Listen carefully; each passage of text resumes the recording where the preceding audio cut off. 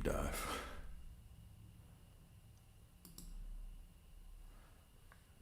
Let me hit live on. Haven't went live on Instagram in a while. Okay, here we go. Perfect. So today, the title of today's discussion is, let me get this chat up. All right, title of this, oh god damn.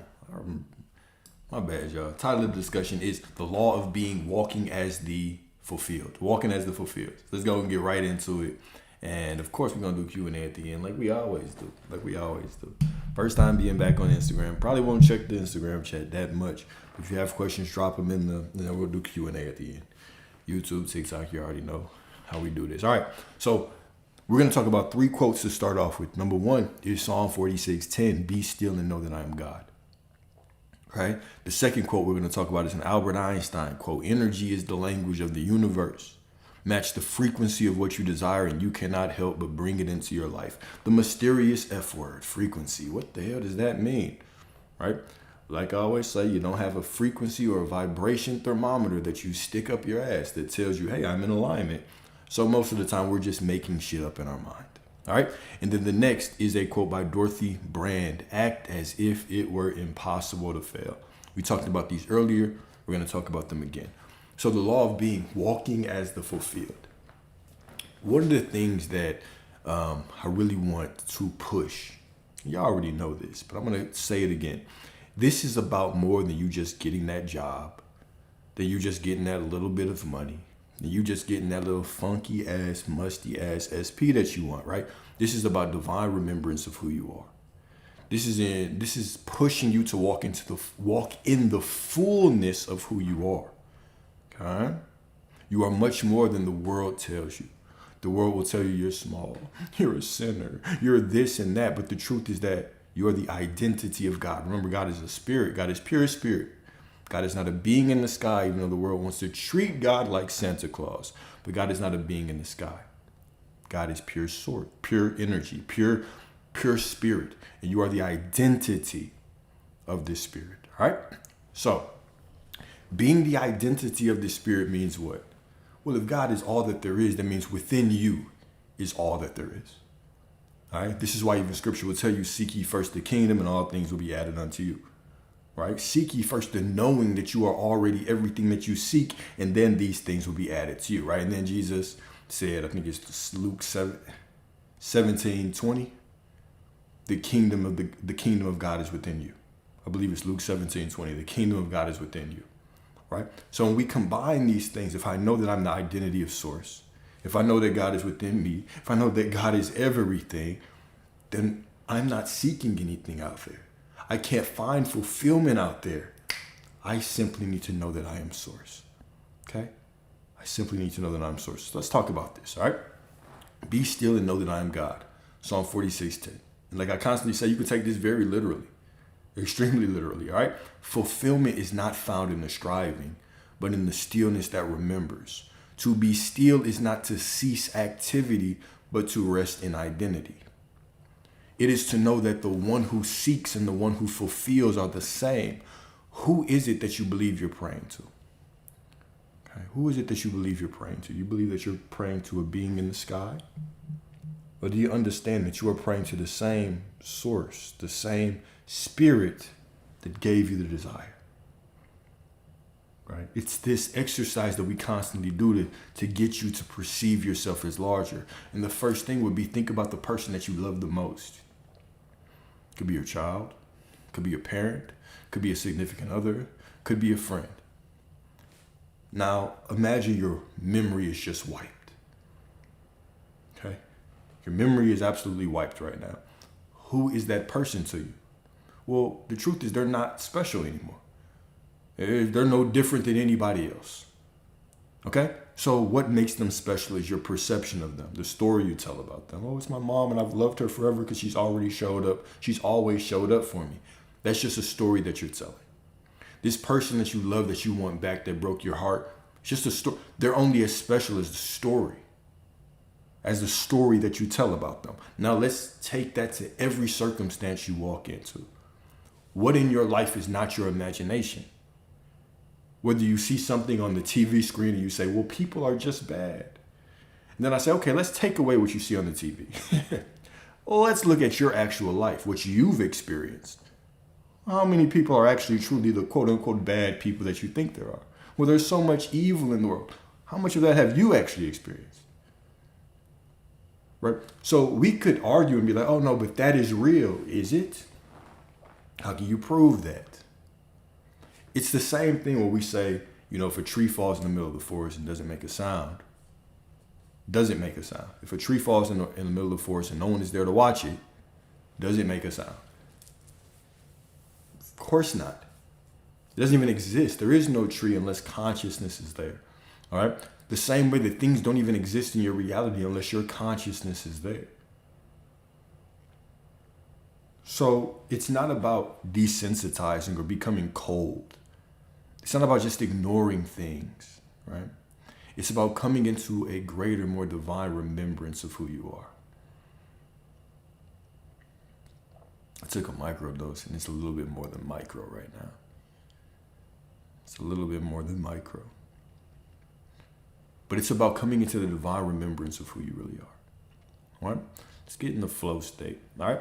So it is to know that the one who seeks and the one who fulfills are the same. When you anchor in this truth, you discover that manifestation is not the act of pulling something into being, but the remembrance that all things already exist in the eternal now. Because right now is everything. Okay? Right now is everything. The same energy, the same God that flows through the bank account that you see right now, the SP that you see right now, is the same one that flows through the version of them that you prefer. It's already here within you. It's already here within you. And reality just becomes you by you staying consistent in the assumption of who you are.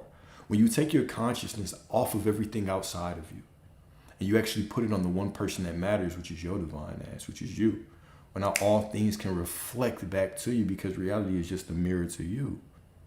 It's just a mirror to you, all right? The drama of time is but the stage on which eternity plays. From the moment you have the desire to the moment that it is made manifest in this reality, right? Everything in between, right? This whole unfolding, right? This whole time period in between, it truly does not exist.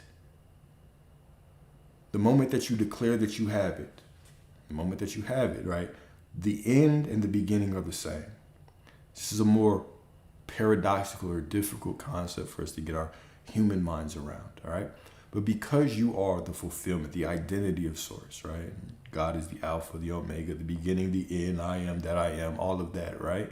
That dwells within you. The moment you have the desire and you accept it as truth, right? Those things happen at the same time. The desire is the fulfillment. And if we look at it on a larger scale, you are actually the fulfillment because you are Source. And so when you know that you are the fulfillment, okay? You know that you are the fulfillment, and now you have a desire. When do you accept the desire is true?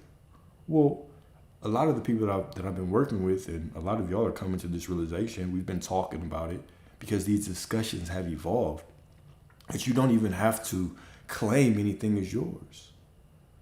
Knowing that you are Source, the desire is enough.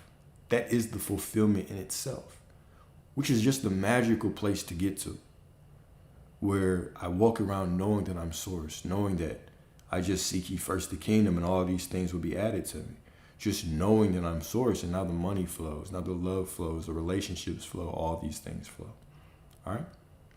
Cool. I'm going to skip forward a little bit because I want to get more on topic, or else I feel like right now I could really wander. All right? So Isaiah 65:24, before they call, I will answer. And while they are yet speaking, I will hear. Before they call, I will answer. While they are yet speaking, I will hear. How could Source do this, right? How could Source do this if Source is not you? How could Source do this if Source is not you? It's more profound than Source is just listening to you or listening to your thoughts. It's that your thoughts are the thoughts of God. Your words are the expression of God. You are the walking manifestation of God, right? It's much more profound than God just is listening to you, all right? So the mind says, one day it will be mine. That's what the mind says. The spirit whispers it already is. The mystery of manifestation is that creation does not wait for your words to form. It is already finished. Every prayer you have ever spoken is answered before the syllable leaves your lips. Do you hear that? Do you hear that? The mystery of manifestation is that creation does not wait for your words to form. It is already finished, right? Everything already exists right here, right now, within you, okay? Every prayer you have ever spoken is answered before the syllable leaves your lips, and it's always yes. It's always yes. To believe is not to convince yourself of a future. It is to awaken to what eternity already holds. That's so profound. I don't know because I feel a certain way, or I don't know if it just really is just profound, all right? To believe is not convincing yourself of a future.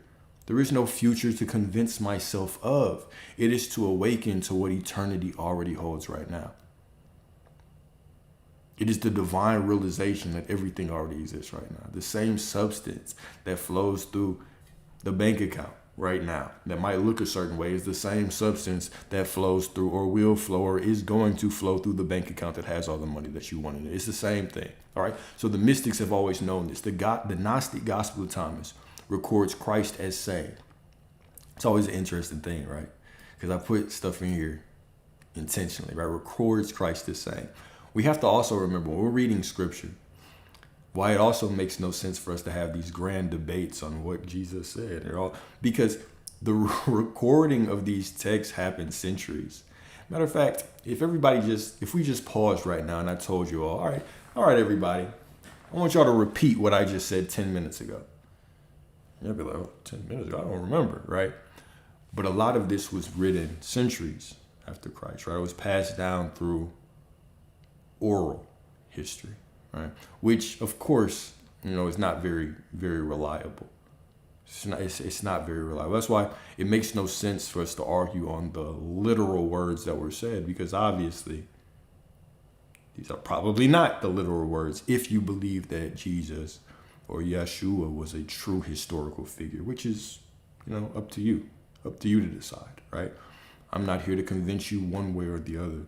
We simply use this text because it helps us to understand how to create the life that we want. Remember, the Spirit of God is above your worship. The Spirit of God is above your praise. Okay, the Spirit of God just is. It's awareness. It just is. It doesn't need your worship. So it's untouched by your worship, untouched by your anger, your bitterness, your frustration in it. It just is.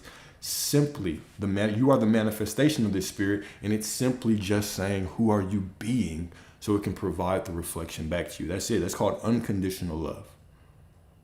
That is the true definition of unconditional love. You're unconditionally supported in whoever you want to be. You can kick, you can cry, you can bitch, you can moan, you can scream, you can do whatever, and you will still always get who you are being.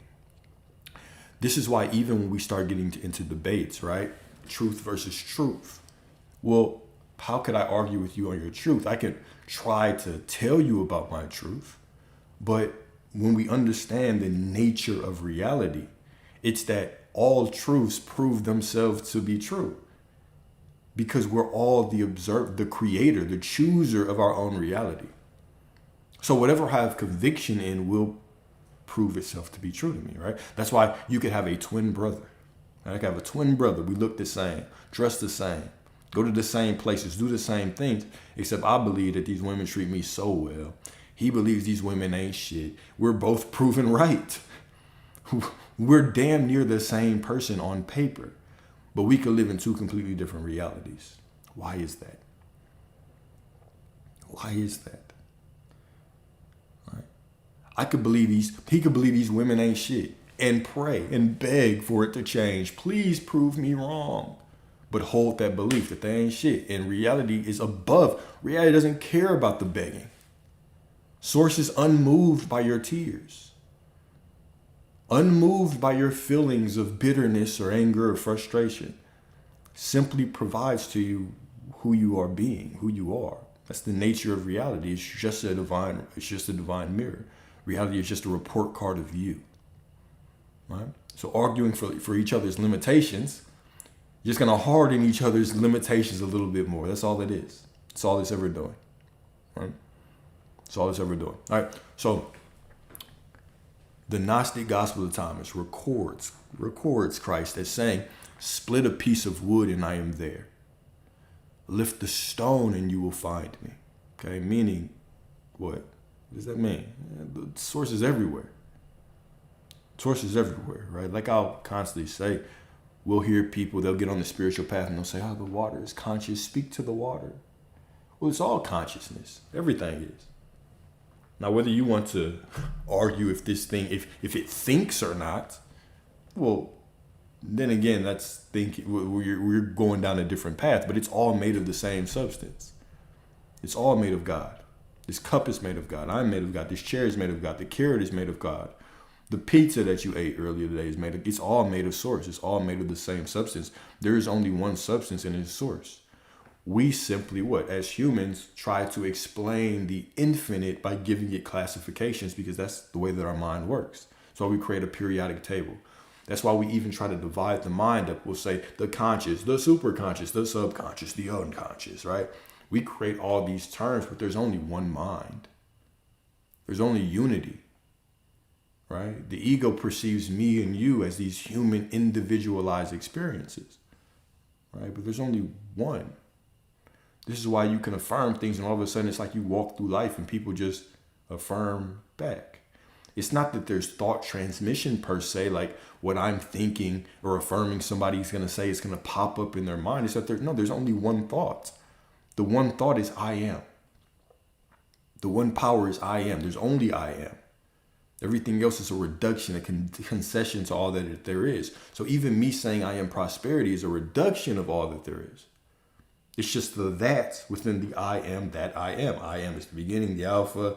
I am is the omega, the end. It's everything. And that is the perspective that I choose. So I have a quote unquote perspective of the one divine thought. And then reality does what? It mirrors me back to match that thought. That's all thought transmission is. It's a human way to explain that there's only one thought. All right? I decide who I am. And reality then matches me. That's it. Okay? That is it. So fulfillment is not somewhere else. It is here, now, waiting for your eyes to adjust. Right? Because when you adjust your eyes, you adjust your perspective. Now, everything can change for your divine ass. All right? So the mirror of being, Proverbs 23:7, as a man thinketh in his heart, so is he. The in his heart is important. We always talk about that part, right? Why does it say in his heart? Not as a man thinketh in his brain, so is he. Because typically the heart represents knowing. You're not all your thoughts. You could watch a movie and start talking about it and thinking about it right now. You're not going to turn into that movie character. So you're not all your thoughts. If right now you just decided to turn off all the lights, right? Turn off the lights, right? You decided to turn off the lights. Turn off the TV, the computer, the phone, the books, and you just sat with your thoughts, you would start thinking about all kinds of things. All your thoughts don't come from you. You start thinking about what the TV man told you, what your kindergarten teacher told you. You're going to start thinking about the memes that you scrolled on social media, the different music that you listen to. You're not all of these things. You have the choice, though. When you have these thoughts, you have the choice to do what? To identify. To identify. And the identification of who you are is the what? That's the thinking in your heart. As a man thinketh in his heart, as you know yourself to be, so is he. Right? I can sit here and I can talk about all kinds of movies. I don't see myself as that character. Therefore, my reality doesn't match, right? But when we sit around and we doom scroll all day and we hear all these people on the internet saying, these men ain't shit, these women ain't shit. And I identify with it and I become a person that believes this about reality. And guess what? That's what I receive in my reality. Okay? That's what I receive in my reality. How I identify. All right? How I identify. Okay? Beautiful, beautiful. All right. So as a man thinketh in his heart, so is he. Okay. The world does not give you what you ask for. Doesn't give you what you beg for. All right. Doesn't give you what you ask for, what you beg for. All right. It gives you who you are. Okay. It gives you who you are. Assumption is not just mental chatter. Assumption is not just mental chatter. It is vibration, clothed in identity, right? The mysterious V word, vibration, alignment, frequency, spooky stuff, right? The spookiest of the spooky, all right? When you walk as the one already chosen, the mirror of reality bends to reflect it back to your divine ass. This is why striving feels exhausting, because it is the denial of self. To strive is the assumption that I am not who I desire to be. And I have to be what I desire to be, because I wouldn't even have the desire if I wasn't in perfect alignment with it, because the desire is simply the reminder from spirit that this is who I really am. Oh my gosh, what a word salad that was. Right? Striving, trying to be worthy, trying to be whole, trying to be the version of me that has prosperity. That was always a touch point. How do I embody prosperity if I've never seen money? Well, what do you mean embody it? Believe you have to feel a certain type of way? Right? Well, you can know yourself to be prosperity right now. You can decide that you're prosperity right now. But what are you basing it on? Okay, this is where we get tricked up, right? This is an important point. Hear your boy when I say this. Hear your brother when I say this, all right? Are you using the external world to determine your worth? Or are you basing it on who you are? Right? Now, people will tell you, no, Alex, it just is what it is. You don't understand. This is my reality. Shut up. Sit down. Listen to me. All right? So even when we think of the metaphysical process of somebody becoming a business owner, right? They don't have to believe in God. Really, you don't either. They don't have to believe in God. They don't have to believe in anything. They simply have to believe in themselves. Okay? So they can sit down and they can just tell their success story on a podcast, and they can tell you, look, bro, I decided that I was going to be successful. It did not matter what the world did, right? People were telling me no, all my family kicked me out. I was sleeping in the car, but I just knew. And that's the key word right there. The key 4-word sentence right there that transforms the reality. But I just knew. That's metaphysical as hell. That's manifestation in a nutshell. This reality was showing me all this shit, but I just knew it was going to work out. I just knew that I was destined. Right? There's no predetermined destiny. You create your destiny. Now, if you believe there's a predetermined destiny, guess what? That's your choice as well. That's what reality is going to give to your ass as well. Right? But even that, if you start reading books on people that are successful, start reading these hyper successful people, right? And see the metaphysical process they go to. All right. First wife left me, didn't give a damn. First business shut down. Second business, my business partner stole it. I was shut out. I kept going because I knew this shit was for me. Didn't matter what reality showed me. I'm it. I'm him. Don't matter what reality showed me. I am him, right? This is metaphysical as hell. This is the manifestation process in a nutshell. In a nutshell, right?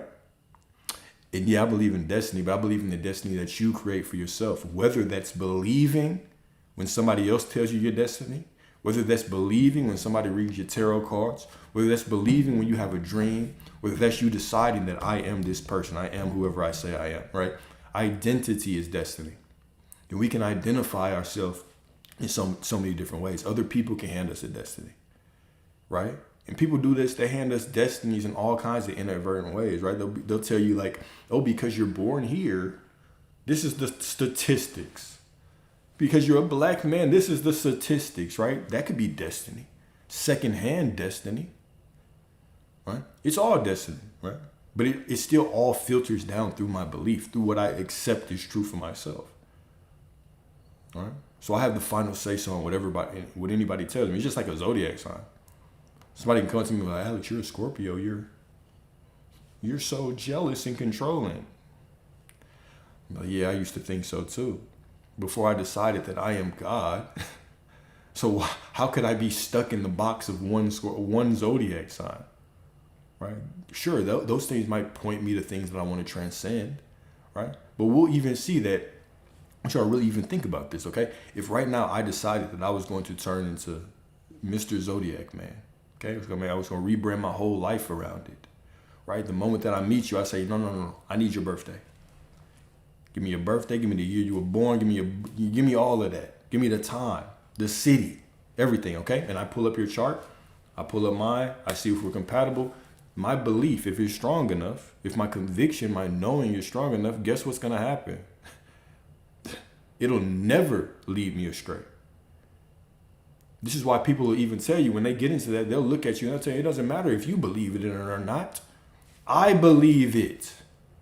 It don't matter if you believe it or not. You're still gonna follow it. Think about this. What is this a manifestation of your mind?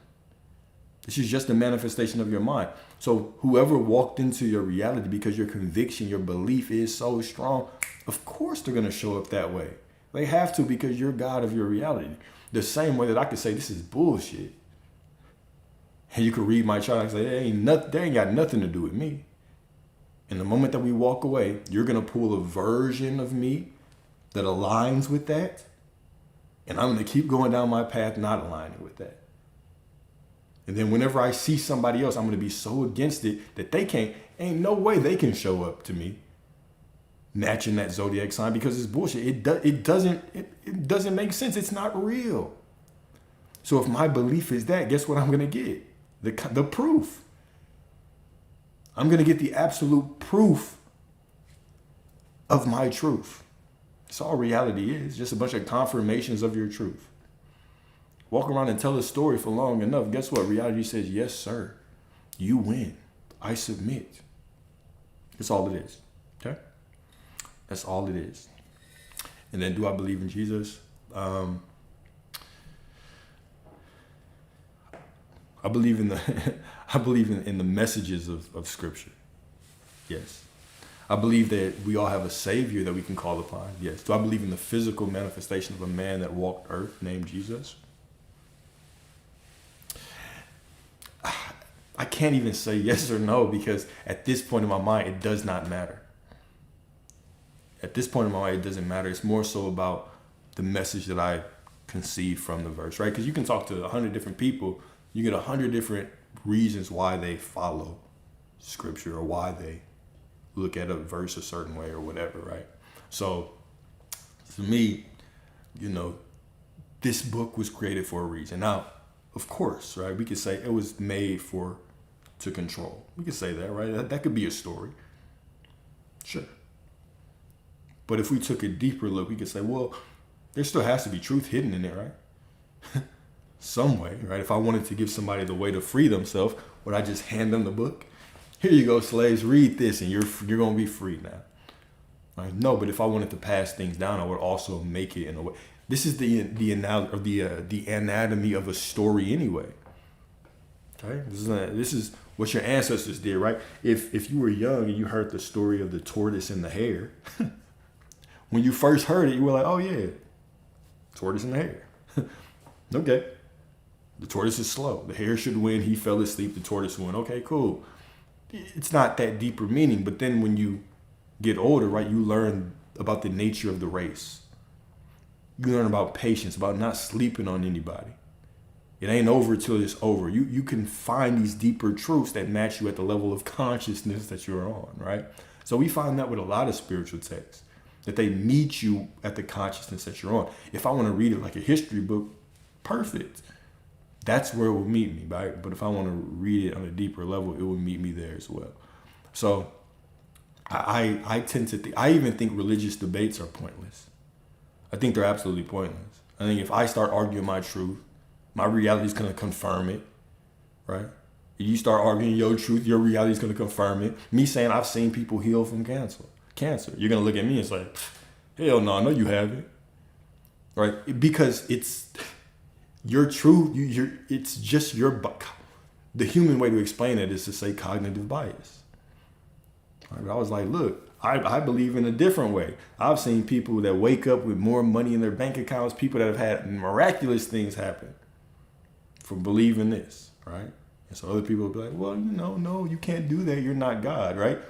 They can't even perceive that what I'm saying would be true. So it's all about what level of consciousness we're on, right? Cool. All right. So the world does not give you what you ask for. It gives you who you are.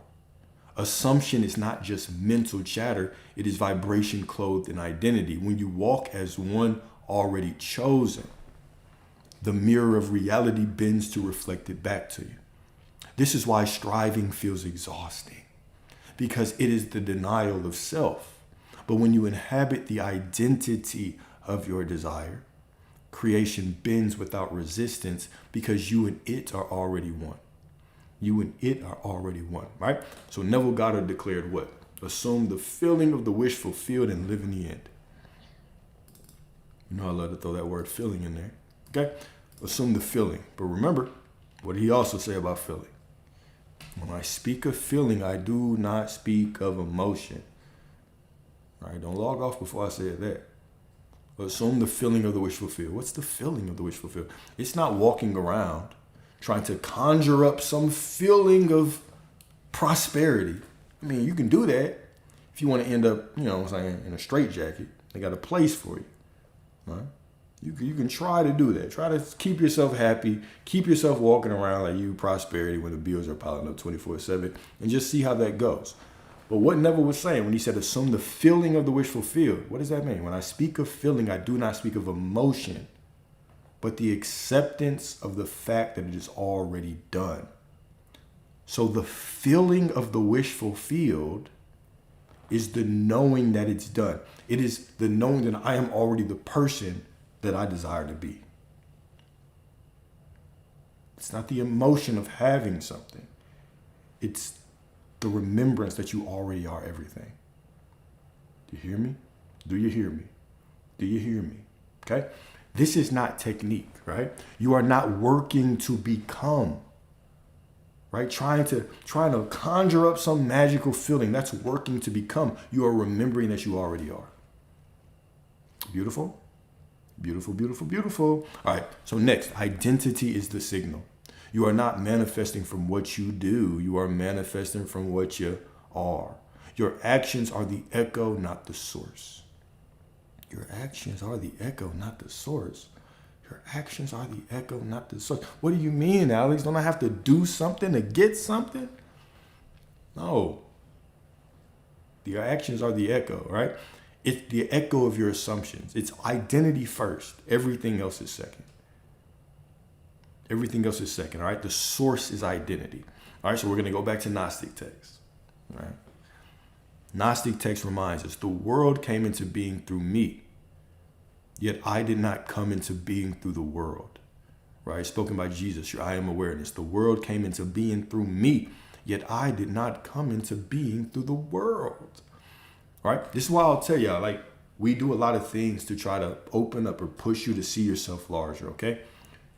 Right now, you are not within your body. Okay? Your body is within you. You are the awareness, okay? That's just perceiving life through the lens of this vehicle, okay? You are not traveling through time, okay? Time is unfolding through you, okay? You are not inside of this world. This world is inside of you. When you walk into a circumstance, you're not walking in with God. You're walking in as God. I want you to really think about this, all right? Before you yell blasphemy, just think, okay? Just think. Everything that you see out there is absolutely meaningless, okay? The bill is meaningless. Right now, if you have amnesia, and you just woke up right now, somebody handed you a bill, you would say, what is this? Before you had any reaction, you would be like, what is this? For how much? Why? Who owes it? Where do I have to pay it to?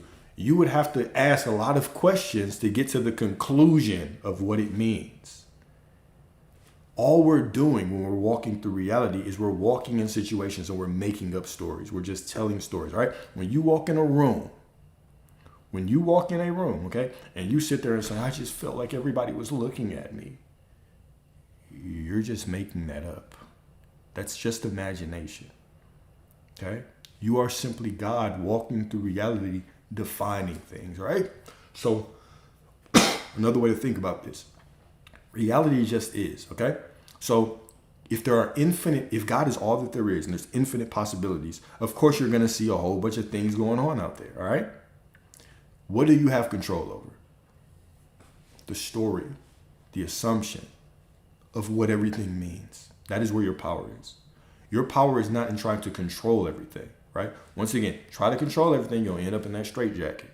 You don't want to end up there, right? Your power is in you looking at the situation and seeing through the illusion, right? Even if you think of the story of the Matrix, right? We did a whole discussion. We talked about the Matrix, which I thought was one of the coldest discussions we had. If you want to see that, it's on the YouTube, right? But we talked about these different archetypes of the Matrix, right? Neo representing the one, right? You. Basically, you going from him working at his job, not really thinking that he was special, to rising in consciousness. Morpheus representing the what? The higher self. The herald of Neo's becoming, right? Morpheus also represents what? Like the archetype of John the Baptist in scripture, heralding Jesus coming, right? He doesn't make Jesus, but he heralds him, announces it. I baptize you with water, but one will come after me that will baptize you with the Holy Spirit. Okay? Beautiful, right? Trinity representing the divine feminine, right? The oracle representing that internal wisdom, that inner wisdom, that struggle between, destiny and free will. And then, of course, Agent Smith representing the ego, the shadow self. Right. One of the very interesting parts of that movie that we talked about was when it was in the third movie, where Neo is fighting Agent Smith, and by this time, Agent Smith can multiply. Okay, and Agent Smith representing the ego is whooping Neo's ass, belt to ass. All right, so Neo's on the ground, he's been fighting back. Okay, and Agent Smith starts having this dialogue with him. It's very, very powerful dialogue. He starts saying, "Why are you doing this? What are you doing it for? Do you even know what you're doing it for? Are you doing it for love? Are you doing it for, where are you going with this, right? Right?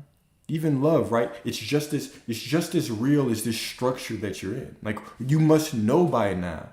It's absolutely pointless for you to keep going. Why do you persist? Why, Mr. Anderson? Why? Right? Mr. Anderson, him calling him Mr. Anderson, even though his name was Neo, represented what? The ego trying to remind you of who you used to be.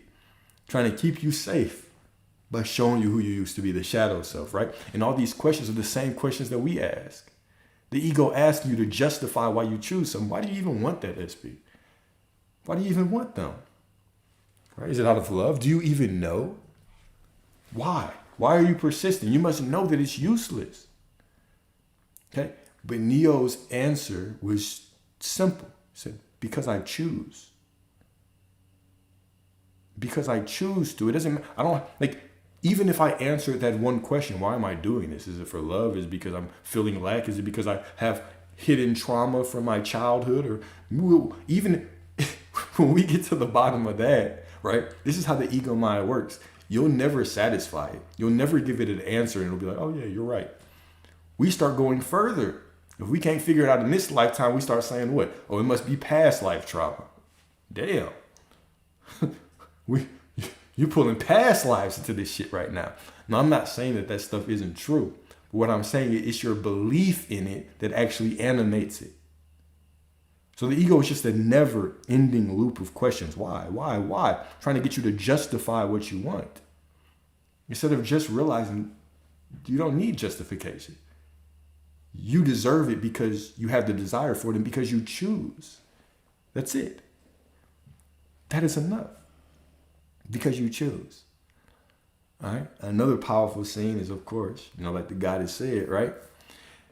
Neo, before he walked into the oracle for the first time, right? There's those kids, right? They're all just sitting there bending the fuck out of the spoons, right? And Neo sits down, and the kid just profound conversation, right? Try not to bend the spoon. That's impossible, right? Instead, only try to remember the truth or realize the truth. What truth? There is no spoon.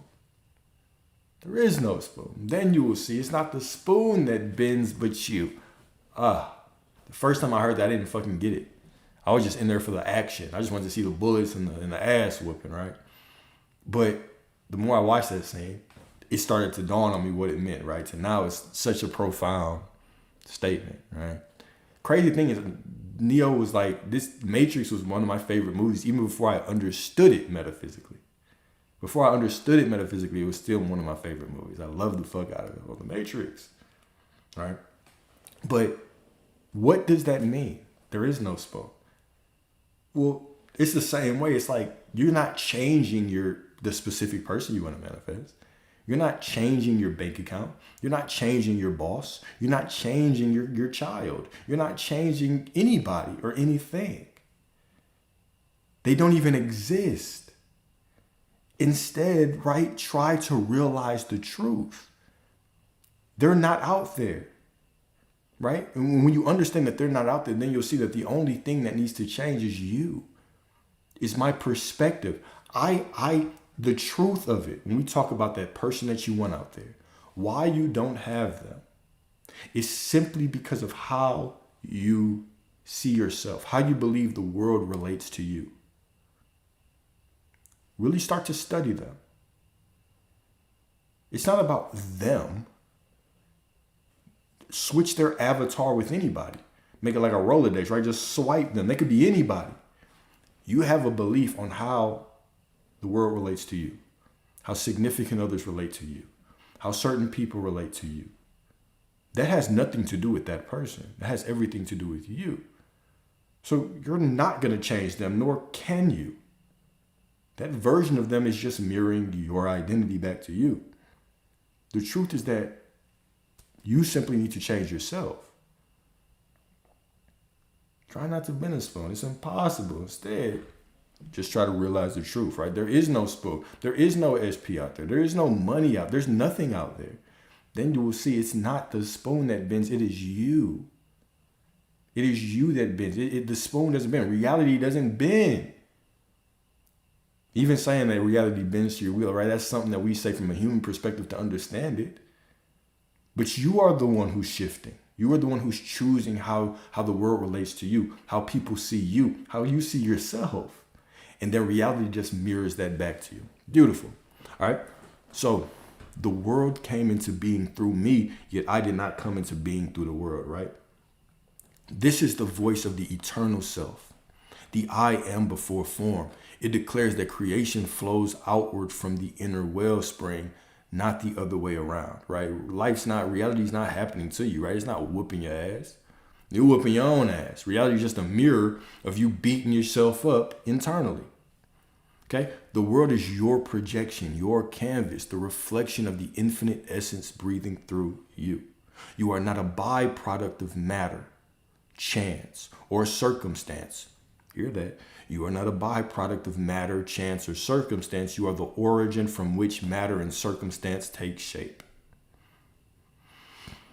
In this light, you stand not as a prisoner of the world, but as its author. So can you see how, the 3D reality, it's just so unfavorable. You see how that makes no sense? Because that's just an affirmation of who you are. Reality is just mirroring you. It's just you. You saying that reality is whooping your ass is just you being somebody who's getting their ass whooped by reality. So reality says, yes. Yes, sir. As you say. That's all it is. But when you start making the present moment about fulfillment and perfection and divinity and love and everything that you are, well, now reality can actually give you who you are, right? It's all you. There's no test. Nothing's testing you out there. Just your belief that there's some kind of test is creating more and more circumstances for you to fight and claw your way through. It's simply all perfect because you are perfect. There's nothing to reprogram. Just the concept of reprogramming something is just a strong statement of I am not who I desire to be right now. And one day in the mysterious future, after I do some reprogramming, then I'll be that guy. When? When is that future, right? When do you determine that you've done enough healing? When do you recognize? When do you come into the realization that you've done enough healing? Right. One of the comments there on a post, one of the older posts, was like, make it seem so easy, but you don't understand. Some people just have blockages with money and love, and they just need to do certain things like EFT. Once I heard that, I was like, okay, I can't relate, because honestly, I don't even know what that shit means till today. Well, not till today, because I didn't look it up. But I've seen that, but by the time I started seeing that get popular, I was already kind of in this I don't need shit outside of me, right? But even that, right, the whole blockages, who is the one telling y'all that you have blockages? When you say, I just have some kind of blockage, who is saying that? I want you to really think about how psychotic some of us are with our thought processes, all right? I just have a blockage. I just have a blockage. Who is saying that shit? It's just you. You're the only one in your mind making up this story of a blockage. No one measured you. Nobody hit you with the radar gun and said, oh, shit, I found a money blockage. You're just walking around making that shit up. All right? That's it. There's nobody else but you. What it do, Serena? What it do? Why prostitution is everywhere? Everywhere. Hold up now. It ain't everywhere where I'm at. Right? It ain't everywhere where I'm at. Right? All right, so here we go. You are not a byproduct of matter, chance, or circumstance. Dang, I shouldn't have said that word. Damn. Oh well. All right. In this light, you stand not as a prisoner of the world, but as its author. All right. To know this is to remember your sovereignty. To know this is to remember your sovereignty. Okay. The world cannot define you because you are prior to it. Right. This is why Jesus said, before Abraham was, I am. Right. This was not a statement of time, or else he would have said, I was. He said, I am. Before Abraham was, I am. I am. I am. I am. All right. Meaning before, what does Abraham represent? We always have to talk about this. What does Abraham represent metaphysically? Metaphysically, think of the story of Abraham. Abraham was the one called to father a nation. Okay. We can think of the nation of the Israelites, or the quote unquote chosen people, as what? An identity. It's an identity. All right. So Abraham was chosen to father an identity. Abraham was the father of identity. It's the father of duality. The father of duality, right? Now all of a sudden you have the chosen and the unchosen, right? So before the world told you who you were, before you chose an identity, I am. You were everything. Okay, this is what this means. Before Abraham was, I am. I am the law of Moses. I am the law of Moses, right? All right, so the world cannot define you because you are prior to it. The systems, labels, and histories are but garments draped over the radiant soul that existed before they were stitched. You are not reduced to what the world says you are. The world is expanded by what you reveal yourself to be. Thus, to live awakened is to see the world not as your master, but as your mirror, forever reshaping itself to match the truth you dare to embody. All right? I appreciate you. I appreciate you, Kaylee. Thank you. You won't find one here. No courses for me. All right? Here we go. This means you do not wait for external proof to shift your inner self-concept. Rather, your self-concept generates the proof, right? You are the proof.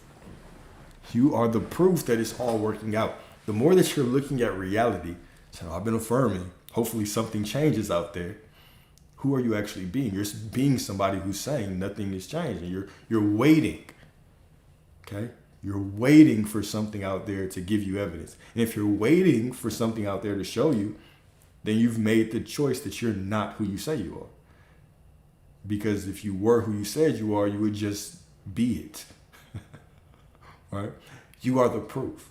So if you're waiting on reality to change, And reality is waiting on you to change. Y'all are just sitting there staring at each other. Y'all are just sitting there looking at each other, going nowhere fast, right? Running on the treadmill with the carrot dangling in front of your face. Right? You're just trying to reach for it. Right? You look crazy. Okay? You look crazy. All right? So Neville Goddard declared, you do not attract what you want. You attract what you are. A lot of spiritual people say that. Right? A lot of spiritual teachers say that. Okay? You do not attract what you want. You attract what you are. Hey, shit, we know that. Right? Want something right now, start begging for it. Start begging for it from lack. You ain't finna get the shit. You're not finna get this shit. Right?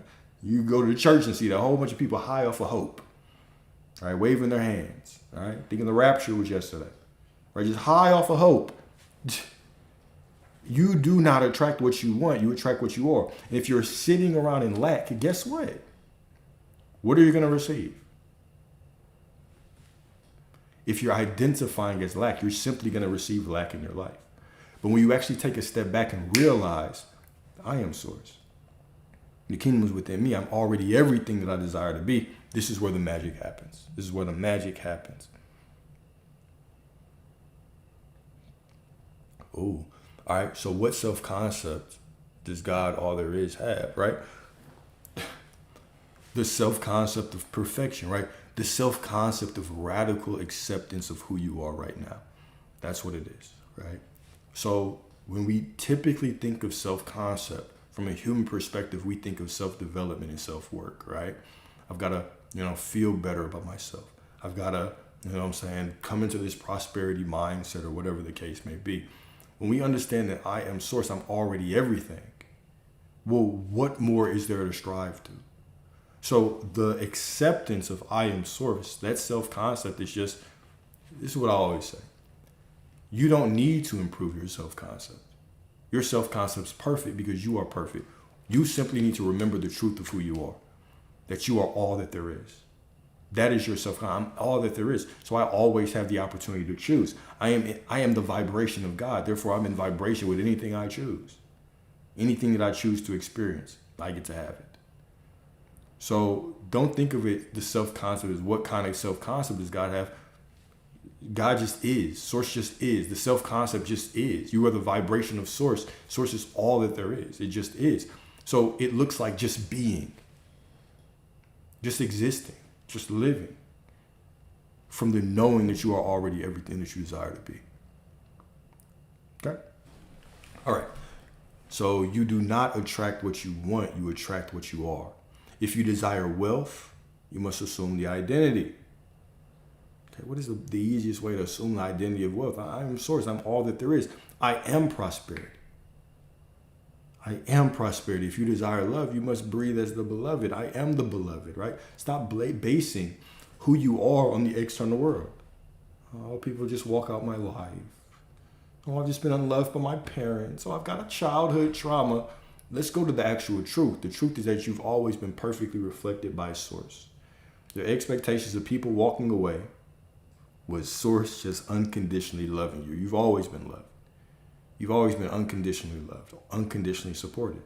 When you actually start basing your identity on the truth of who you are, instead of basing it on the illusion, you can stop being stuck in the illusion. When you base your identity on what you see out there, right? I know, right? I know. I used to have the same questions, right? But how can I do this? Because reality is it's so difficult when reality is showing you the opposite. Guys, right? That's the truth for everybody. Right? Everybody goes through that. We've all been programmed and conditioned. No one is exempt from that, right? But you still have the ability to choose, right? Difficulty is a state of mind anyway. Why is it difficult? Are you trying to strive and reach to feel better about a situation you don't like? Or are you just making yourself the proof that everything will get better because you are better? Who are you? Are you sitting around just wondering, am I doing the right thing? Am I being the right person? Well, of course that's going to be difficult. Walking around questioning yourself. Just accept that you are source. How could you not be perfect? It's often our striving to try to be more perfect and whole and worthy that keeps us from what we want. It's just a hamster wheel, the hamster wheel of becoming. When I feel better, when I affirm specifically, when I visualize the right way. I used to have those thoughts. I remember when I first came into Neville, at first I didn't understand what the hell he was talking about. It just went in one ear and out the other. I said, what the fuck is this? Let me turn this shit off. But then when I came back to it, I thought all the power was in the visualization. I couldn't wait to go to sleep and visualize. I used to wake up so many times, but damn, I just fell asleep in my visualization. I hope I didn't do it. I hope I did it right. And then what did I start assuming? I guess I didn't do it right. And I have to stay up later and do it. Maybe I have to sit up so I don't fall asleep. Maybe putting all of my power in these techniques instead of simply knowing that I am source. And when I was doing that, I was constantly making the assumptions that I'm not who I desire to be. So reality kept proving to me that I wasn't it. Of course that was difficult. Of course that was difficult. Guys, right now, within your reality, okay, the same source that animates the things you don't want, it's the same source that's going to rearrange those things to be the things that you do want. This is not about you changing and being something new, okay? This is about you remembering who you have always been. You've always been a child of God, right? It was the world that lied to you and said you were an imperfect sinner. And you have to climb the ladder of salvation. The world has been programming you. Like, really think about this. The world has been programming you away from your divinity forever, right? You were born and then you went to school and the teacher said, this is what makes you a good kid. This is what makes you good. Prove yourself. Get your validation from me. If you can read good, I'll give you a sticker. If you can't, I'll give you a bad grade. Right? Even your parents gave you a motto. This is what makes you good. This is what makes you bad. The TV shows it, right? This is what happens in the world, right? Even politics. The illusion of choice. The illusion of choice. But even the deeper illusion on it is if you listen to 3 news stations, they're saying the same shit just from different narratives. The same core message, just different narratives. You go to work, you have to validate yourself for the raise, for the promotion. Then we get into relationships, validate me. How many times do I see that shit, right? Oh, I can't wait to get a man so I can prove that I'm a good woman, waiting for validation. Then we do the same thing with our kids. Oh, I hope I'm a good parent. Am I a good parent? When does the cycle end? We come into the church. Oh, you're a sinner. You have to do all these. Climb the ladder of salvation. So don't beat yourself up, right? Everybody goes through the same programming. We've all been victims at one point in our life to that, right? But you can make the choice right now to decide that you are absolutely whole and perfect and complete as you are. Let other people argue for their limitations. Let the ego argue with you for the limitations. But you remind yourself that you don't have any. I am perfect and whole in every way right now, no matter what. This is why I add that no matter what to the end of it. Because, yeah, you are worthy no matter what. You are God no matter what. Well, what if you don't feel worthy? You're still just as worthy. What if I felt more worthy yesterday? Well, good thing it's not tied to what you feel. Good thing it's just your inherent nature. Good thing it's just your inherent nature. You are unconditionally loved. You are unconditionally worthy in prosperity and whole and complete and divine and all of those things.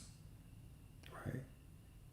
You are already everything that you desire to be. The only reason that we don't see it in our realities, okay? The only reason that certain people don't see it in their realities is because they refuse to accept it.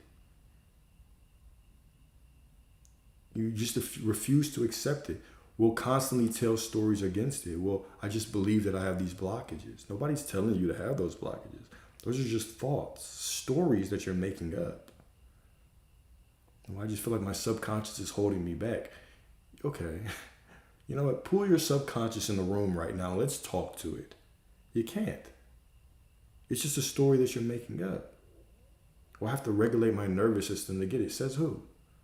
Well, says the guy on the internet that, okay. And so if your thoughts, if your beliefs, not even your thoughts, if your beliefs shape reality, then why do we argue for beliefs that we don't even want to abide by? This is why if you start to revise the definition of limiting belief, and you start saying, look, anything that implies that right now I am not the person that I desire to be, anything that implies that right now you're not the version of you that has everything that you want, that is the limiting belief. That is the limiting belief. Guys, truth is objective. Subjective, objective. I'm sure an English major will correct me. I'll use both just in case. Anyways, what it means, what I mean to say is truth is up to your interpretation. Truth is up to your perspective. Right? Exactly. You only make the rules for yourself. No one else is walking around in our minds narrating life for us. We're not at the mercy of anyone. So the true brutal wake-up call is that you're either consciously creating your own reality, okay? You're either consciously appreciate you, Jordania. Subjective is personal opinion, objective is general. Appreciate you. Right? There's no one in our life narrating reality for us, right? We either get to do what? We get to create the life that we desire, or we have somebody else tell us things and we simply create a life based on other people's belief. Because you understand that's what life really comes down to. Think about this, okay? Most of your beliefs aren't even yours. Most of the beliefs that all of us have aren't ours. Okay? Think about it, all right? You get your beliefs from books written by other people. From the TV channels, they tell you about the news from their perspective. Social media people tell you things, right? Your parents used to tell you things. The teachers have told you things. The job tells you things. Music tells you things. We go and say, oh, I'm going to research this, and we go look up somebody else's information. Most of our beliefs are not ours, okay? And if we don't actually take our time to challenge what we believe and what we assume to be true in reality, we will simply be an example of someone else's beliefs. How sad of a reality would that be? I'm not even living the life that I want. I'm just a collection of other people's beliefs, and it's being outpictured in my reality. This is why it's good to do a little self-examination, right? Even the things that we call quote unquote subconscious beliefs, it's not that they're just like some mysterious hidden thing deep down. Like we say, oh, we have a money block. How do you have a money block? Just the fact that you can say I have a money block, you don't have a block. Your awareness is already on it right now. All you have to do is say, I don't have a money block anymore. What is a money block? You're just putting your awareness on something. It doesn't even make sense to say shit like that. You don't have a block. We just simply tend to hold on to beliefs so long that it becomes like normal for us to think that way, because we just start to believe that that's how the world works. But once you put your awareness on something, it's not blocking you. You don't have a money block. You have a money choice. If your awareness is on it, it's not a block. It's simply a choice. Saying that you have a money block is your choice. You're choosing, you looked at all the rides in the theme park. Oh, millionaire. Ooh, nice car, nice house, and you chose money block. You settled on money block. That was your choice. No, nobody held a gun to your head and said, start walking around and saying you have a money block. You one day woke up and decided to pick the identity. Guys, you see how insane that is? Do you see how insane that is? It's just a thought. You're getting your ass beat by a thought.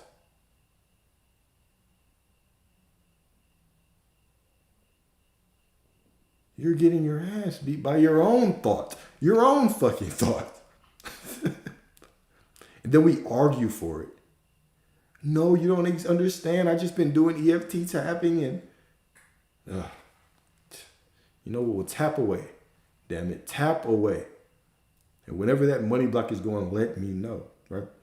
One thing about this, y'all, is no one is stuck. No one is stuck, okay? In this moment right now, I don't care how bad you think it is, you can make a choice. You can make a choice to see yourself as source, to know that you have no blockages, to walk through life and simply choose to know that you are already everything that you desire to be, and watch reality just magically bend. There's that word bend. Watch reality just magically match you. Or you can continue telling the same stories of money blocks and subconscious reprogramming and nervous system regulation. And my body needs to, if I don't feel safe to receive the money, safe to receive the money. I remember when I heard that shit, safe to receive the money. I would feel much safer receiving the money than being evicted. What do we mean? What does that even mean? Feel safe to receive the money? If somebody gives me some money, right, I'm gonna be very, very fucking safe, especially if I don't have it. Like, it's just stories that are regurgitated so many times that we just accept them as true. We don't even think like safe. What the fuck does that mean? Safe. Of course I'll be safe getting the money. That's why I want it, because I would feel safer with it than without it. So it's always you versus you. We can walk around and just accept shit as true that other people say, or we can actually take control of our own assumptions and beliefs, right? The choice is always yours. The choice is always yours. Okay? So the divine posture is the next section. We're going to flow through these. Do I have a love letter in this one? Yeah, I got a love letter. All right. The divine posture, right? So Hebrews 11:1. Faith is the substance of things hoped for, the evidence of things not seen. Beautiful. Faith is not blind optimism. It is posture. It is posture. Okay? And this document, I'll upload it to YouTube, right? It's for y'all. It's for y'all, right? So this document, after we do, so I'm streaming to YouTube right now. So once we get off of this, right, I will upload this directly to YouTube so you can download it, do whatever you want with it. But it's a document I put together. So Hebrews 11:1, faith is the substance of things hoped for, the evidence of things not seen. Faith is not blind optimism, it is posture. It is the stance of one who knows the outcome before the curtain rises. To live in faith is to walk into the boardroom already crowned, to enter the relationship already whole, to step into the marketplace already abundant. Such living is magnetic. It does not beg, it does not plead, it radiates, and the world has no choice but to bow. The world has no choice but to bow, right? Bend over, girl. Show me what you're working with, right? Bow to me, all right? So Rumi said, what you seek is seeking you. The seeking is not a chase, it is a recognition. What you recognize yourself as recognizes you as it as well. The posture of fulfillment is the magnet of manifestation. Seek ye first the kingdom and all these things will be added to you. That's all it means, right? The kingdom is within you. What is the kingdom? It's everything. We can call the kingdom the quantum field, the kingdom of God, the Akashic records, whatever you want to call it, the universe, the spirit of God. It's all the same. It's all that there is. It's all that there is. Okay? So when we realize or recognize that all that there is already within us, you know what I'm saying? The Lord, the law is my shepherd. I shall not want.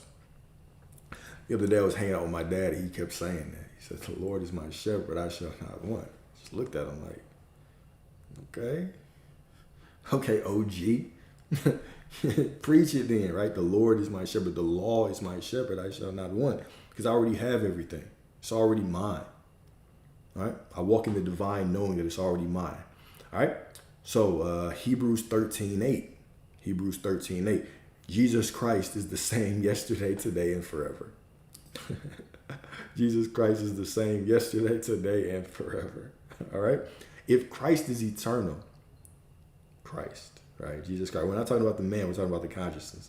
We're talking about you. I am awareness. All right. So if Christ is eternal, then so is every desire born in him. Born in him. Remember, we talk about in. This is a book that is talking about you. All right. So in meaning within. Okay.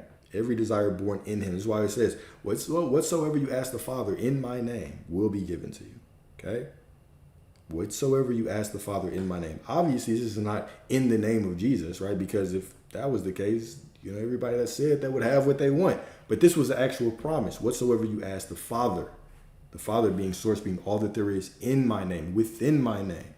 Jesus representing your I am awareness. I am.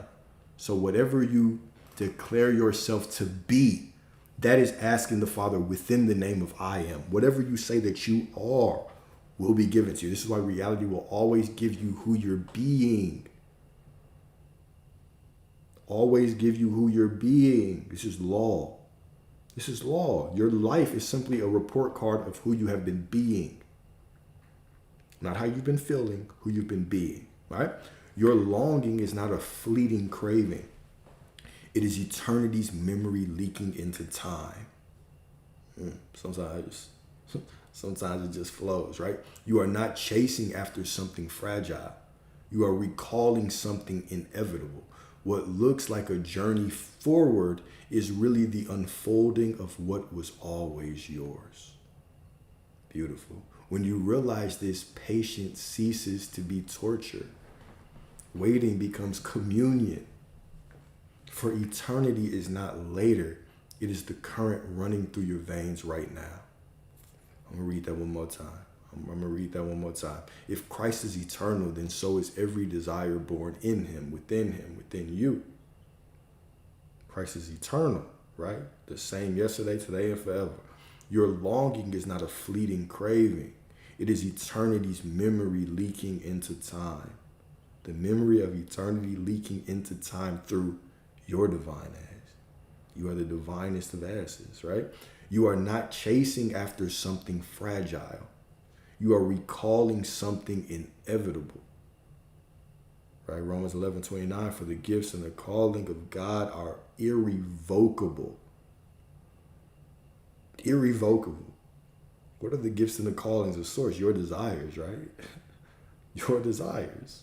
Every desire born in him.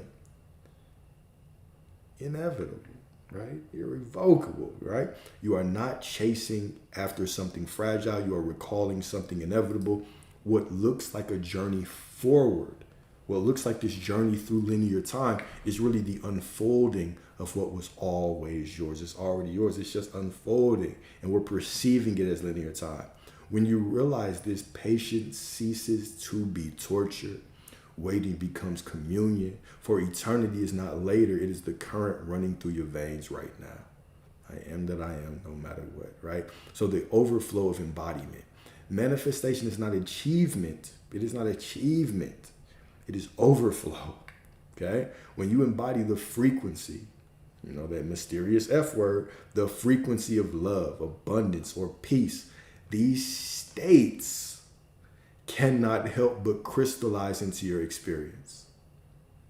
They are not rewards. They are reflections, right? They're not rewards, right? You're not putting affirmations in the vending machine of God.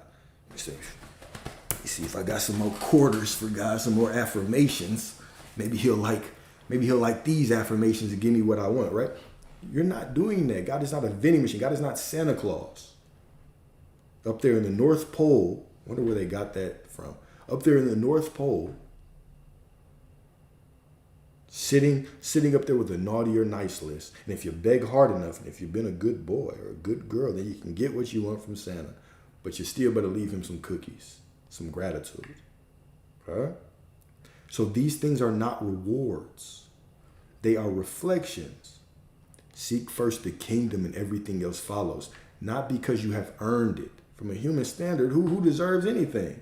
From a human ego perspective, we all fall short. That's why you have people walking around with their head in the dirt, just affirming that they are sinners all day. Not because you have earned it, but because resonance is law. You are the broadcasting tower. Reality is merely. Okay, let me say that again. You are the broadcasting tower. You are the broadcasting tower. Reality is merely an echo. Merely. I don't know why the hell I was having trouble with merely. All right. So reflection questions. Number one, where am I still striving as if my desire is absent instead of embodying it as present?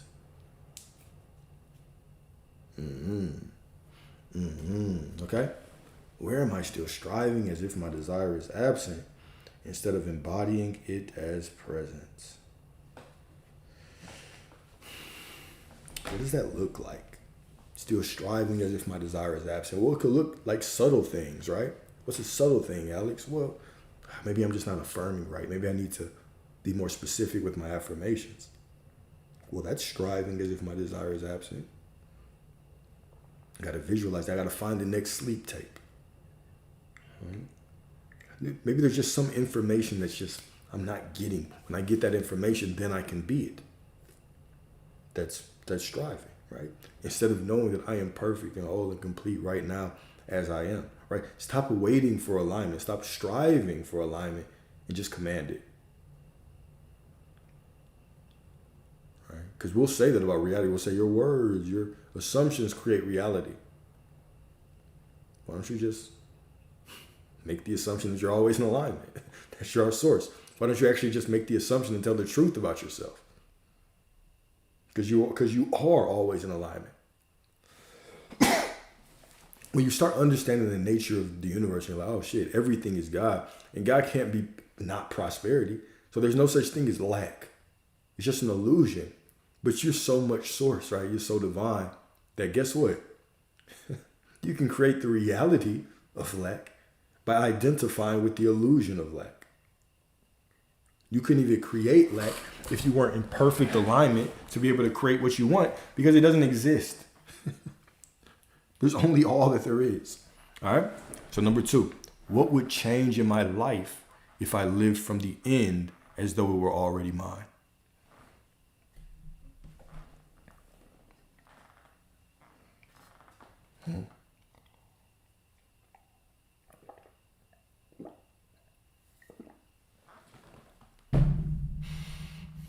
It's always so quiet here when I start taking them big ass gulps. Like, man, I feel like I have to put myself on mute when I do that. Push the mic away a little bit. What would change in my life if I lived from the end as though it were already mine?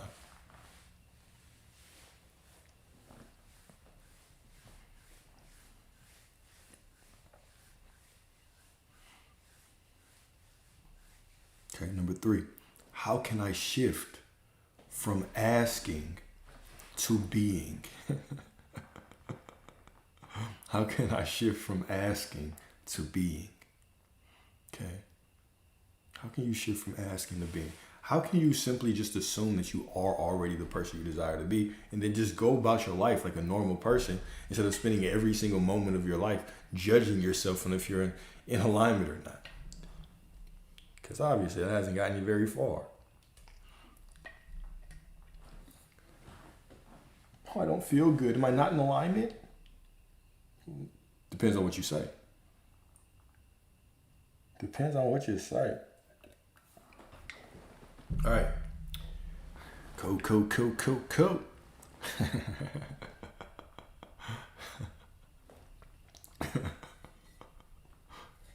If you need your thermometer, I ain't gonna go there. All right. So, I got a love letter for y'all. Okay, love letter for y'all. You know I'm a romantic guy. So I got a love letter for y'all divine asses, all right? This is from me to me, right? But read this from the assumption that it's you to you, okay? It is you to you, okay? And then we got affirmations after that. All right? Here we go. Beloved, you are not waiting to be fulfilled. You already are the full. Let me start over. All right, you are not waiting to be filled. You're not waiting to be fulfilled. You already are the fullness, the fulfillment that you seek. The kingdom you long for is not hidden in distant skies or buried in the approval of men. It is seated in the throne of your own heart. Eternity does not wait ahead of you. It breathes through you now, with every inhale declaring it is done. Do not be deceived by appearances. The mirror of the world only bows to the posture of your soul. When you stand as the chosen, life rearranges itself to honor that truth. When you walk as love embodied, the universe sings back your reflection. Remember, it is not effort that creates, it is resonance. You are not chasing light, you are the lamp. Be still and know this, right? You are not a beggar in time, but the author of it. Okay? Your desires are not cravings. They are future memories, echoes of the eternity already written within you. What feels like longing is your higher self calling you home. You are not striving to become, simply remembering who you are. So live today as if failure has never been invented. Walk as though destiny has already nodded in your favor. Breathe as the beloved. Stand as the wealthy. Move as the fulfilled. The world will always echo what you dare to embody. Do not shrink. Do not wait. Do not beg. Simply be. With eternal remembrance. Your divine ass. Okay? Beautiful. So before we do these affirmations, I do want to read this one quote that I skipped over earlier. But it was a Dorothy Brand quote. And what it says is, act as if it were impossible to fail. Because it is. When you decide that it is. All right? So act as if it were impossible to fail. This is the courage of embodiment. To step into your vision as though it could not collapse beneath you. It is to live already in the posture of triumph, with the confidence that failure is not even a category in your vocabulary. Such living alters your choices, your stance, your radiance, and the world responds to that certainty. To act as if failure is impossible is to walk the earth as though destiny itself has already nodded in your favor, making your path inevitable. Beautiful. Beautiful, beautiful, beautiful. Cool, cool. All right, so here's some affirmations. Remember, you are not trying to be these. You already are these. This is divine remembrance of who you have always been. Okay? Cool. Number one. I live from fulfillment, not toward it. I live from fulfillment, not toward it. Okay? I'm not striving for anything. I am the fulfillment. Number two, my desires are not distant. They are eternity remembering itself through me. My desires are not distant. They are eternity remembering itself through me. Divine. Okay, next. I embody the frequency of my vision and life reflects it back with ease. There we go. Eliminating those limiting beliefs. Right? It's all easy. It's all with ease. Right? How could it not be? I say so, so it is, right? I embody the frequency of my vision and life reflects it back with ease. Okay? Next up. Every step I take is the overflow of wholeness already within me. I said that a different way. Okay? Every breath I breathe is the overflow of wholeness already within me. Let's say it again. Every beat of my heart is the overflow of wholeness already within me. I like that one. Every beat of my heart is the overflow of wholeness already within me. Okay, next. I am not striving for the kingdom. I walk as the kingdom revealed. I'm not striving for the kingdom. I walk as the kingdom revealed. Beautiful. Beautiful, beautiful, beautiful. All right. Nothing is withheld from me. For I and Source are one. Me and my Father are one, but my Father is greater than I, right? Nothing is withheld from me. Nothing is withheld from me. For I and my source are one. Beautiful. Okay, and last but certainly not least, right? Last but certainly not least, fulfillment is not a future. It is my present identity. Fulfillment is not a future. It's not a future at all. It is my present identity. Okay? I am that I am no matter what. Once again, remember, you're not trying to be these. You already are. This is divine remembrance of who you have always been. Right? I am that I am no matter what. No matter what. Okay? Cool. So that's all I have for today. That's all the discussion. If y'all have questions, don't ask them. If you want to join, you can do that too.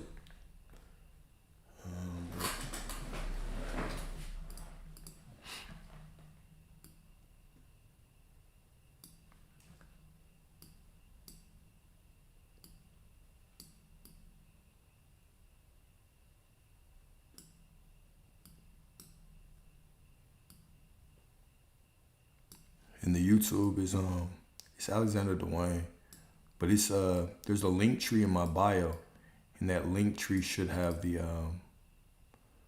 there's a link tree in my bio. The link tree should have a link to the YouTube.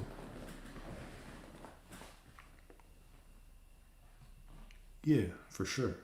Can I explain more about my Father is greater than me? Well, yeah. If we break it down by greater, okay, you and your Father are one. All right. So the Father is the one that does the work, right? It is that your Father's perspective is greater than yours. Okay. What does that actually mean? Because not in terms of what you want, but in terms of how things are unfolding, what reality truly is. All right. Think about it like this. Okay. Source is all that there is. You are all that there is. But for you to exist in this reality, you have to what? You have to perceive life through the eyes of this avatar that you inhabit right now, okay? The nature of seeing through the eyes of this being, this vessel, is that you're so zoomed in on reality that you can't see the greater perspective sometimes, right? This is why we'll say, what do I have to do when the situation looks unfavorable? I always say it doesn't matter. You just do what you think is best, knowing that it's still unfolding for you. Knowing that it's going to change because this person they're already who I decided that they are. I am already who I've decided I am. The situation already is what I've decided it is. So I just simply have to exist and do whatever through it, right? It's the understanding that the source, the greater part of you, which is just you, but the greater part of you has a larger perspective. It would be like you looking at a picture and you zooming in to where you can only see one pixel. Okay? From that one pixel, you might say, oh, hell no, this is ugly. I don't like this brown color. But then when you zoom out and you get a perspective that the whole thing, that whole puzzle piece, the whole painting, the whole picture of reality, now you see, oh, this is perfect, right? From every perspective, from every point, from every reality, from every choice, you still can choose whatever you want again. Okay? Exactly. You're limited by the human perspective, by what you can see. What the Father can see greater than you. Absolutely. Absolutely. Okay? What if your emotions are not ideal? Who says they're not? Ideal for what? Are you basing that off of you trying to get something? Or are you actually basing that on the fact that maybe your emotions just trying to get you to have some alone time with yourself? Like, give yourself some grace and some love. And how do you stay centered and not react to BS events and situations? Well, okay. When I hear not react, and this of course is an assumption of mine, but it's also a good point. When I hear how to not react, how I translate that is, how do I react in a good way so I can get what I want and not get pulled back into the drama of reality? That's what I typically hear when I see that question. So what I would tell you is, when you're going through the quote unquote bullshit, who are you actually being? Who are you identifying as? Okay? Through that. Remember, what you do in these things, in these situations, isn't as important as who you decide you are, who you remember yourself to be. But it's often the remembrance of who you are that allows you to determine what the best case scenario or the best way to handle this situation is. Why there's some situations where it's better for me to be quiet, just from the knowing of it's all gonna work out anyway. It's sometimes where I want to say something. It's sometimes where I walk away. It's sometimes where I lean in, right? It's all based on you, right? Your identity first. How you handle the circumstance flows from that identity always, right? How you handle the situation or what you do always flows from your identity. But I guess the bigger point that I want to make is, we start thinking that we have to do something to get something, we're making it conditional. And you can only get what you already have. And if you already had it, you would unconditionally have it. So it's not about doing something to get something. It's about knowing that no matter what shows up and how I react, I already have it. But from that perspective, you do tend to work through things a different way, right? But that way, whatever it is, would be perfect. Versus going through it from the perspective, if you don't have it and you have to do something to get it, or you're going to do things in a different way. Which is whatever you do would be perfect for you not to have it, because that's your identity. Right? And let me say that a little bit further, okay? You could not react and have the perspective that, I have to not react to get something, and make it conditional. You could not react and have the assumption that it doesn't matter what I do because I already have it. The actions are the same. The state of being is different. So what manifests?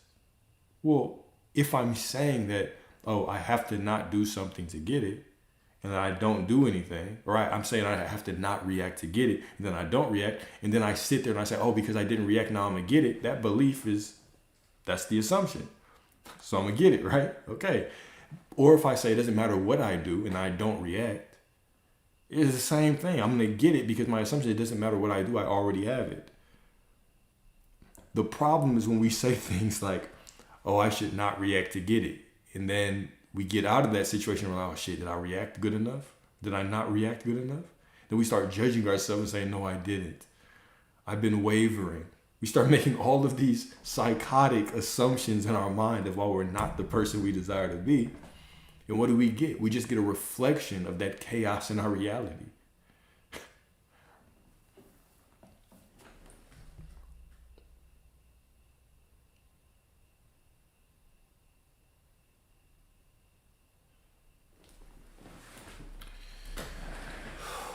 Man, I took thought I was taking a small, like a microdose, but it's kind of slapping me around right now, y'all. So I'm probably just gonna get off of here and chill, enjoy some time with myself. But I appreciate this discussion tonight. All right, appreciate this discussion. Appreciate the questions, the comments. I'll probably be back on. Let me see. Tomorrow is Thursday. I haven't traded yet this week, so I'll probably trade Thursday. So I probably won't be on early. Probably be afternoon, right? So you might be able to catch me on TikTok anytime between noon and 9 p.m. Central Standard Time. I'll give you all a nice narrow window, right? Between noon and 9 p.m. Central Standard Time. I hope to see you there, right? But I still have one discussion that I've been wanting to do, which is Jacob, the metaphysical story. I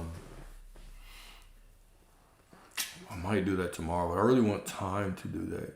And I really want to be in a good state of mind, because that one can open a can of worms. So we'll see. We'll do whatever the fuck I feel like it, all right? So love y'all. Remember that you are source. You are already everything that you desire to be. Everything is working out perfectly for you, unless you say it's not. So why would you do that, all right? Y'all have a beautiful, beautiful evening. And I will see y'all soon. All right. Love y'all as always unconditionally. All right. Peace.